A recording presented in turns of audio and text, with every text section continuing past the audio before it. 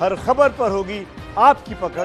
Download कीजिए ABP live app. बिल्कुल। और देखिए हमारे साथ कांग्रेस के नेता मुकेश नायक जुड़ गए हैं। मुकेश नायक साहब, आपका बहुत बहुत स्वागत है। ये कहा जा रहा है कि जो बिहार में हालत हुई है, गठबंधन भले ही महागठबंधन 100 के आसपास दिखाई दे रहा हो, लेकिन 70 सीटें कांग्रेस को देना वो भारी पड़ गया महागठबंधन के लिए, और महागठबंधन को इसलिए यहां पर पिछड़ता हुआ दिखाई दे रहा है।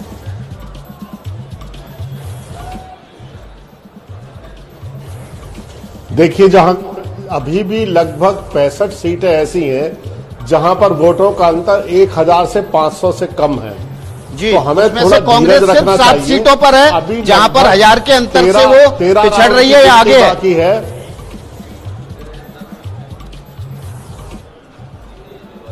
देखिए, मैं बताऊं, लगभग 65 सीट ऐसी हैं जहां अभी 1000 से 500 का अंतर है और अभी 13 राउंड की गिनती बाकी है।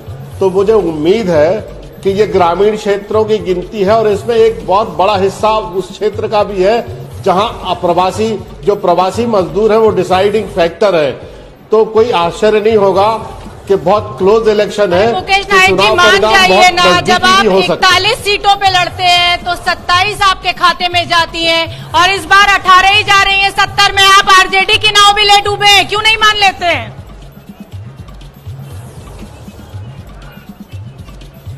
जरूर मान लेंगे, चुनाव परिणाम आ जाने दीजिए। तो आपको अभी भी उम्मीद है कि करिश्मा होगा वहां पर?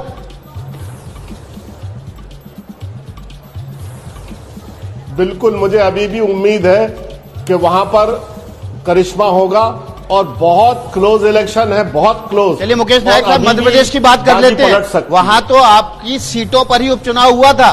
उपचुनाव में 28 सीटों में से 26 सीटें आपकी थी, यानी कि कांग्रेस की थी। वहां भी करिश्मा नहीं कर पाए। बिहार में कैसे करिश्मे की उम्मीद कर रहे हैं?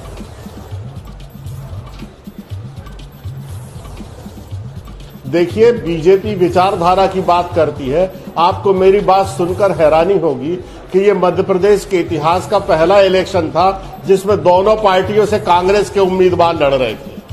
28 में से 26 लोग कांग्रेस के लड़ रहे थे। नायक साहब, कौन लड़ रहा था, किस पार्टी से लड़ रहा था? चुनाव में महत्वपूर्ण हार और जीत होती है, और ये सच्चाई है कि आप मध्य प्रदेश में हार रहे हैं और बिहार में भी महागठबंधन कांग्रेस की वजह से हार रहा है। इस सच्चाई को स्वीकार करेंगे तो आगे की जीत की राह बना पाएंगे ना?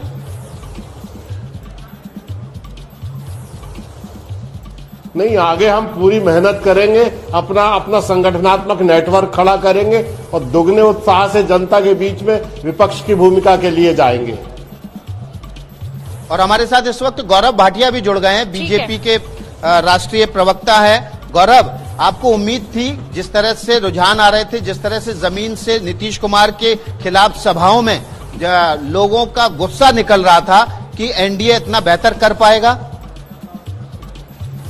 विकास जी, पूर्ण यकीन था हमें बिहार की जनता पे, और उसकी एक वजह है, जिस तरह से श्री नरेंद्र मोदी जी ने केंद्र में और नीतीश कुमार जी ने प्रदेश में डबल इंजन की सरकार, सुशासन की बात करी, बिहारी जनता के लिए अपने आप को समर्पित किया। हमें पूर्ण विश्वास था कि बिहार की जनता पुनः हमें आशीर्वाद देगी, और ये बात आप भी मानेंगे, आप तो बड़े वरिष्ठ पत्रकार हैं, कि 15 साल के बाद। गौरव भाटिया, मुख्यमंत्री नीतीश कुमार के ही होंगे, या पहले से जो कयास लग रहा था कि अगर बीजेपी की सीट ज्यादा आएंगी तो नीतीश कुमार केंद्र का रुख करेंगे और सत्ता किसी और को मिलेगी? शोभना जी, देखिए, ऐसा है कि भारतीय जनता पार्टी मर्यादा पुरुषोत्तम राम को आदर्श मानती है। प्राण जाए पर वचन न जाए।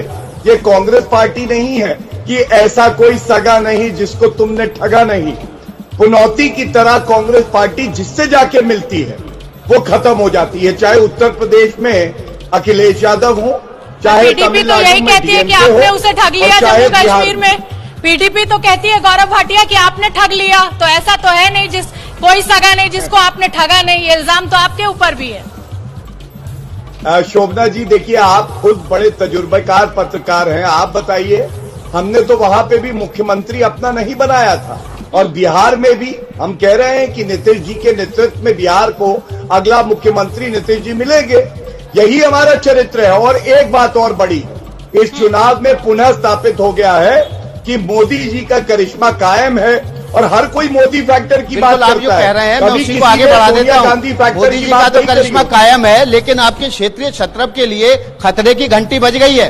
पहले शिवसेना अलग हुई, फिर यहाँ पर नीतीश कुमार के खिलाफ नारा बुलंद हुआ, मोदी तुझसे बैर नहीं, नीतीश तेरी खैर नहीं। और आज नीतीश कुमार जो है आपके मुकाबले यानी कि बीजेपी के मुकाबले बहुत कम सीटों पर जीत रहे हैं। देखिए विकास जी, ये बात तथ्यात्मक रूप में सही है कि भारतीय जनता पार्टी को काफी ज्यादा सीटें मिली हैं, पिछले चुनाव से भी ज्यादा सीटें मिली हैं। लेकिन जब आप गठबंधन में होते हैं तो जीत भी साथ होती है और हार भी साथ होती है। किसी पार्टी पे ठीकरा फोड़ना बिल्कुल उचित नहीं होगा।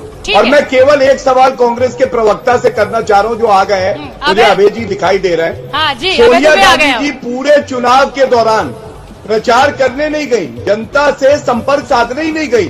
अब ये तो इनकी हालत है, इसीलिए जनता ने सबक सिखाया है। जनता चाहती है नेता हमारे बीच का। अभय दुबे जी आपको जवाब देना है। दीजिए अभय जी, क्या जनता ने सबक सिखा दिया? एंटी इनकम्बेंसी का भी फायदा आप नहीं उठा पाए। ये लीजिए आंकड़ा एक बार आ गया, 133 पर नीतीश कुमार। लगातार विकास, ये आंकड़ा बढ़ता हुआ नजर आ रहा है। ये देखिए आप, नीतीश कुमार हाथ हिलाते हुए एक बार फिर मुख्यमंत्री पद पर काबिज होते हुए दिखाई दे रहे हैं। अभी जो रुझान हमें मिल रहे हैं, हालांकि ये फाइनल आंकड़ा नहीं है।